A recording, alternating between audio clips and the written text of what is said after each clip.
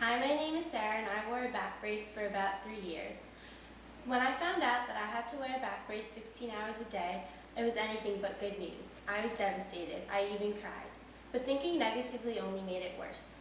This video is not about teaching you how to be positive, because I'm not positive all the time either. It's about giving you helpful advice on how to make your back brace experience a little easier. Now, I and many others had to find out these tips on our own, and I wish someone could have told me them the second I found out about my brace. Of course, I'm not here to give medical advice because your doctor is very educated about this subject. I'm just here to give you helpful tips. Now, your doctor may have told you, but it's up to you if you want to put your brace on yourself or if you want to have someone help you do it. Now, at first, you probably won't be able to do it on your own, so ask your mom or one of your parents for assistance. Now, I'll demonstrate on how you put it on with help for the first few times. Now, so you have your back brace shirt on, and you'll have your mom help you get into it. Whoever's helping you, hold it open and slide into it. Thank you. Now, at first, it'll probably be easiest to lie down on your stomach and have her tighten it until you reach the black lines like your doctor drew it for you. It'll probably take several tries at first to get to the black lines.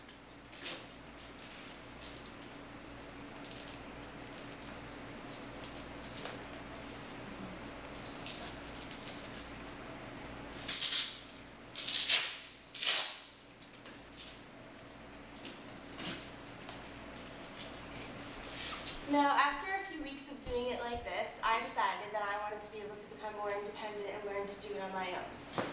It's not that complicated to get into it by yourself, as I will show you.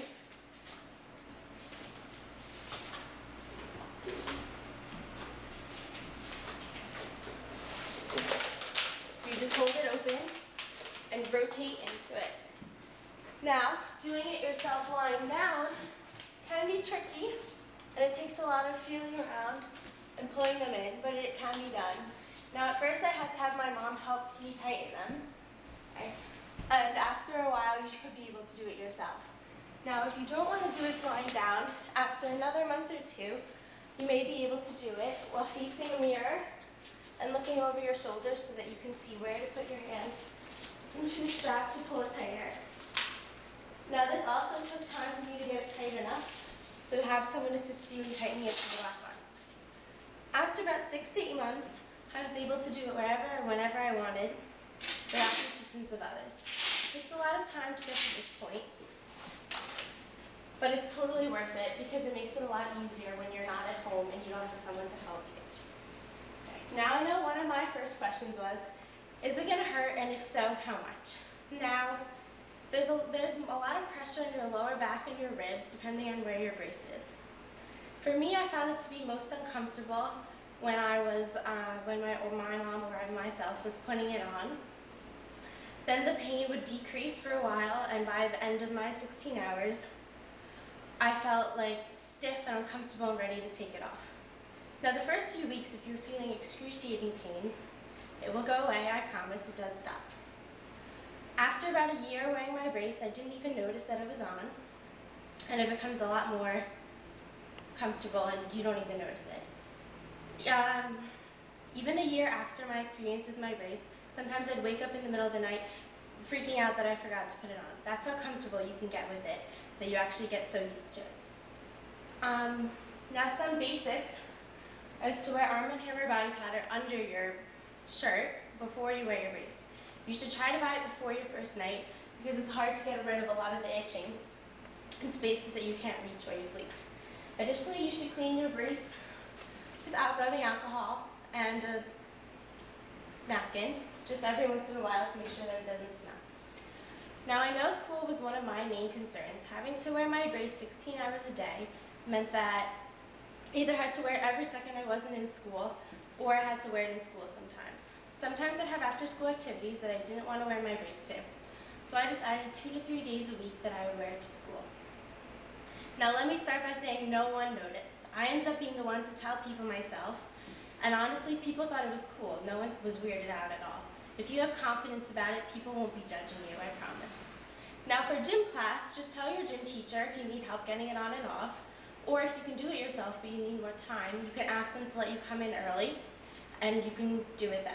Now if you're embarrassed about your brace, they'll definitely let you change in their room privately so no one has to know. Now for me, eating big meals with my brace made me nauseous. So at first, I would take my brace off for every meal. Slowly over time, I found this to be inconvenient, so I started eating small snacks with my brace on. Now, if you want, you could, if it doesn't bother you, eat every meal with it on if you choose to.